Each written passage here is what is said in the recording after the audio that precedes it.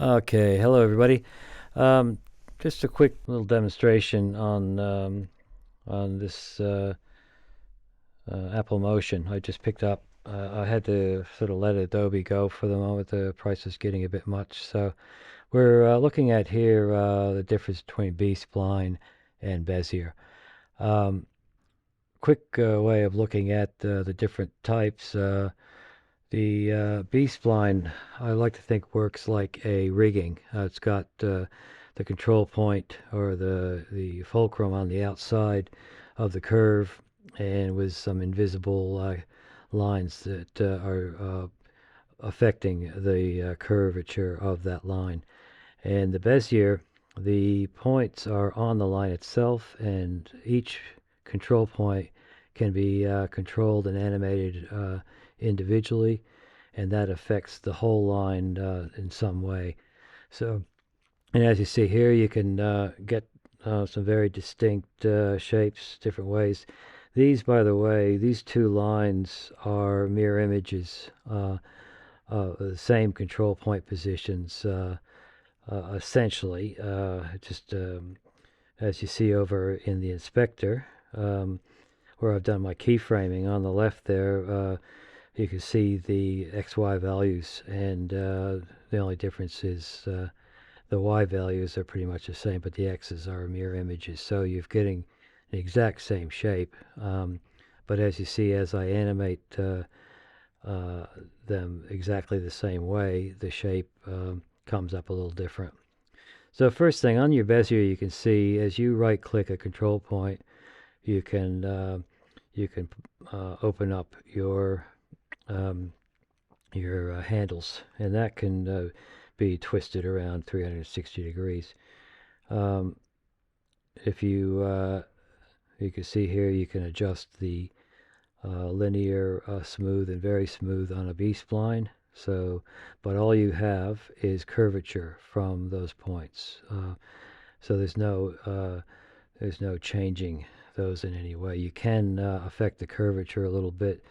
Again, if you open up that control point, there is a handle. You'll see in a bit later, but that handle could be changed, but it just adjusts the curvature of it just a little bit. So basically from smooth to very smooth. Whereas the Bezier, there's a lot more control with those angles, as you see. Yeah, as I said, the control point there, that one there is what I've animated on each side, and they are doing the exact same thing, just a mirror image of each other. So just so you can see how they are responding identically. So as you play around with these handles on the Bezier curve, you can adjust the flatness by making those adjusting the length of of those handles.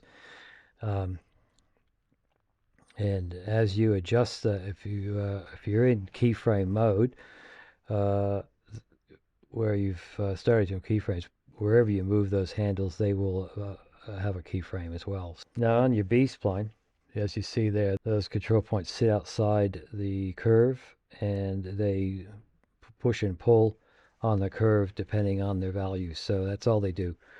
Not a lot not a lot of variation. You can't twist the curve around. It's just a curve. So in the sense where you want to make a curve that's accurate, a parabolic curve like that, then they're good to have. But if you want to make complicated shapes, then go with the Bezier. I've set up my grid on this one just so you can see this is a little bit more accurate, I suppose. Now, I've got the this is the Bezier curve. I've originally made a B-spline curve with down in the tool section of the canvas. You can see there's a little 2 points with a curved line between. You can draw a B-spline or a Bezier lines or a shape from that tool. Or you, as I've been doing in most of these demonstrations, I've been making a line, putting control points on, animating, and then just duplicating and then converting them to different, just for purpose of demonstration. As you'd see in the inspector over there, this it was a B-spline. I converted it to a Bezier shape, and which allowed me to have the handles. Now I can do a lot more changes to the curve, and as you see, those handles are also being animated as I animate the position of the control points. So I like using the grid and the guides because it gives you something to snap to. So now here, if you right click on those the handles themselves, at the tip of the handle there's a little dot there. You can also make some control changes to, you can break the handle down so it operates in two different ways as well, which I'll show you in a minute. So here I've just gone back to the original B-spline. So this was a shape. It's got 4 control points, and I copied that and turned it into a Bezier to show the difference. So here, as I move or even animate these control points, all you're doing is affecting the curve. And the curve is affected by the other points as well, but just a curve, that's all it is. As you see here in the inspector, in the geometry of the shape, I can actually plug in equal numbers to make it a perfect shape. And if I so as you see there, I can convert those to smooth or very smooth or even linear if I want to have just an angle on that particular control point. So if you want more perfect polygons or circles, those sort of shapes, then the B-spline is great for that, because you're not having one control point affecting too much the other one when you turn them around with the handle and that sort of thing. And so the B-spline has a place if you want to make some interesting variations of circles and rectangles, that sort of thing. It's quite good to have. So because you can actually plug in the numbers, the XY numbers over there, to exactly what you want to do. So, and it gives you an element of perfection if you're doing logos and things like that. It's just a little bit more pleasing to the eye to see a curve change a uniform way like the B-splines do. Or if you really want to do some crazy shapes with the Beziers, then that's where that comes up. But as you see, the curve is being drawn, pushed or pulled by that control point, and then it just affects the curve, like I was saying. So here I'm selecting all these just to show you that you can select them all with a shift click and convert them to smooth like that. So again, if we look over in the inspector, we see this is a Bezier shape again. And if you close that line, shorten it right down to nothing, then you've got basically linear angles again. So that's sort of affecting the roundness of it. So I'll turn that back. As you see underneath there, the other one is a B-spline and the Bezier's on top. And they're both animated exactly the same way, just so you can see how they respond to the animation. Everything's identical, barring one's a Bezier, one's a B-spline. Now here you want to make sure that you always check that edit points in your toolbar, your selection there. Sometimes you'll wonder why you can't see your control points. Well, you have to click on that little arrow in your canvas. That's your tools. And then make sure you hit edit points. And then you will see your control points that you can edit. And then you can go from there, right click the control point and open up these handles and change them that way. Now here I've got them all selected, so they're all going to they're relative to each other. So whatever changes I make to one of them, I will make to all of them. And that's because they're relative to each other in the 2D space. The handles will respond a little bit differently.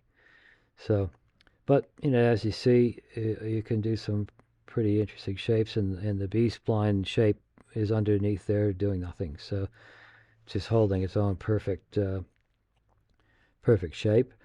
So, as you see, I've broken the handles so that they operate one side of the point. They operate.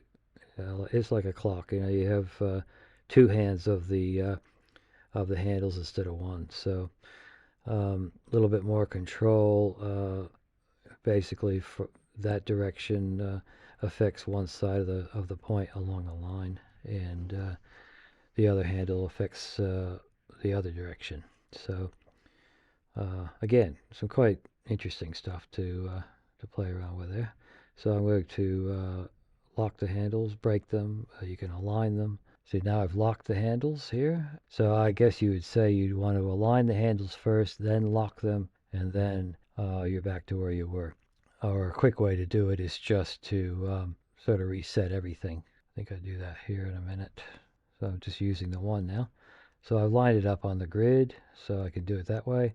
Or right-click the control points, change to linear, and then change back to smooth, which will reset everything as well. I think it's good to spend a bit of time just getting used to how these are, bearing in mind that the first and foremost thing, the problem I see often is I can't see my control points.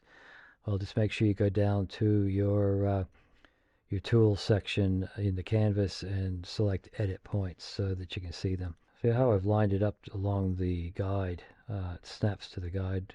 Notice how the lines too, on the left side there, it's shorter than the other because those lines are also affected by the next control point on the shape line itself.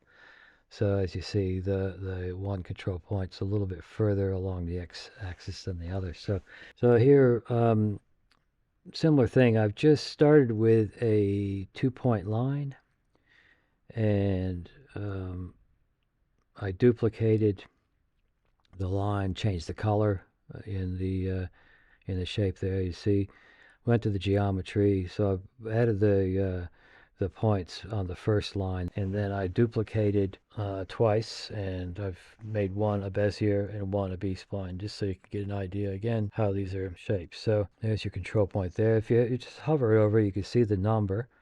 So if you ever sort of lost, you're looking at your, I gotta make sure I hit edit points. There we go. So now I can move these around and look over at the inspector, and the red numbers are changing as I move. So if you're ever wondering which point pertains to which one, you can just see the movement too. So in this first line, which is in linear shape type, now I've selected the second one. I'm going to make that a Bezier. It's the same line with the same points, and so again, I'm animating at the same point along the playhead. So they're going to move identical to each other. And so I'm moving these points up, but this is now a Bezier line. And you'll notice that they're identical there because the Bezier line has not been affected yet in its roundness, or the control points aren't smoothed out yet. They're still in linear. So I'll do that in a minute. But when you convert to B-spline, the curve is automatic. So you don't have to make any changes to the control points. So I hit so I got that B-spline there. This one's Bezier, and that first one is linear. But I have to, on the Bezier, like I said, you can adjust the roundness there. See how I'm moving the roundness over to 50, and it changes the curvature. You can animate that roundness as well, and you can do the same with a line. It's in linear mode. So in that respect, linear and Bezier are the same. because the control points are all set to linear. As soon as you click on the control points, then you can start affecting. So we got here, we're on the Bezier here. There we go. I'm going to go from linear to smooth on just that one. I might do them all actually. So you can basically shift click everything and then just change them all to smooth.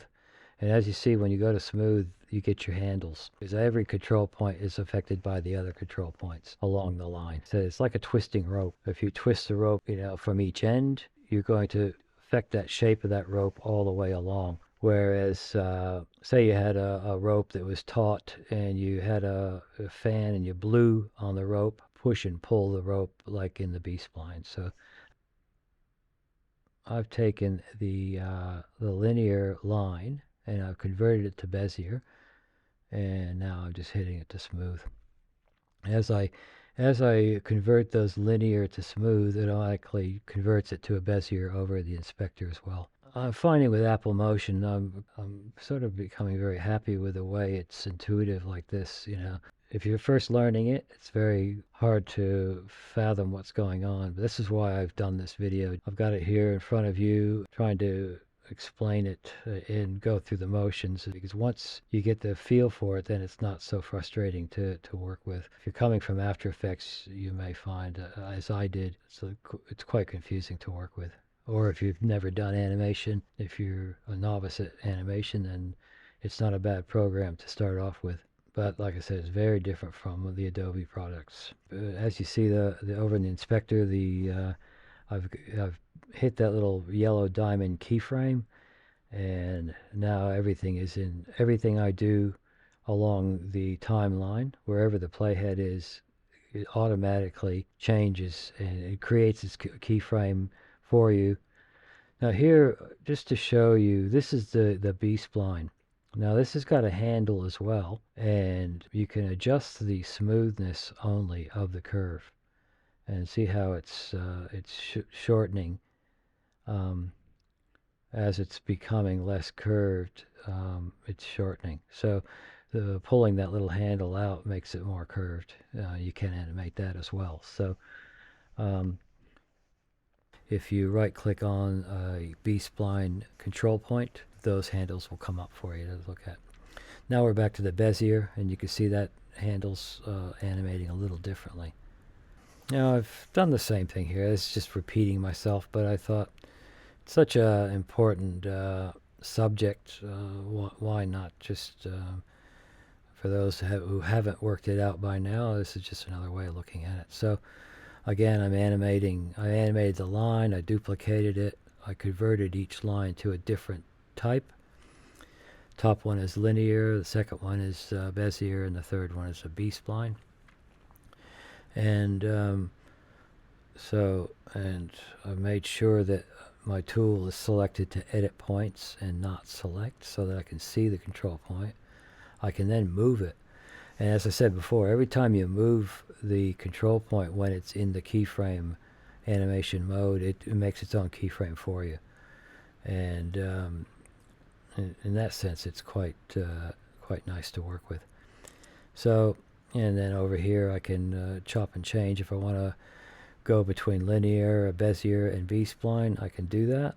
And I can affect the roundness. I can plug in the control point section, I can plug in more exact numbers, because sometimes, there we go again, edit the point so I can see it. And now I've right-clicked that and converted it to smooth. So right-click that, convert to smooth. The handles pop up, and do the same, smooth. And this one here, if you want to lock that endpoint so that they don't do anything, you can do that as well. So and here we got the very smooth for the B-spline. So you can set the points, you can lock them, you can disable them, delete them. All that is a right click on the control point itself. So there's your Bezier. I'm just changing the right clicking it and making it smooth, and then there's my handle, and I'll do that again. So I'll lock that point on each end so that they won't be affected by the curve. Then the line will, from that point, will be changed. And you see over there in your keyframe area in the control points, there only the 2 points are the one that you can change only. The others are locked, so you can't do anything. And I guess if you come across this situation and you wonder why some of the points are grayed out, right click on the point and you'll probably find that maybe they got locked by mistake. So and here's my B-spline. I'm just going to plug in some exact numbers to get those bit more accurate in the navigation. So then I hit the keyframe button, and now we're in animation mode on the B-spline, or the Bezier, sorry. So so you move your playhead along, change your points around. As I said before, it's nice to have guides there you can snap to. And if you're hovering on that guide too, you probably notice that the 2 arrows, you click on the guide itself, it'll show you the position of the X and Y guide. And those, I didn't touch on it, but it wasn't really part of this. But if you go over to the ruler section, you can draw those guides out of the ruler. Just with it's a sort of a 2-line thing. You can pull them out, and you can drag them back off as well. Or you can go up to view and guides, and you can create.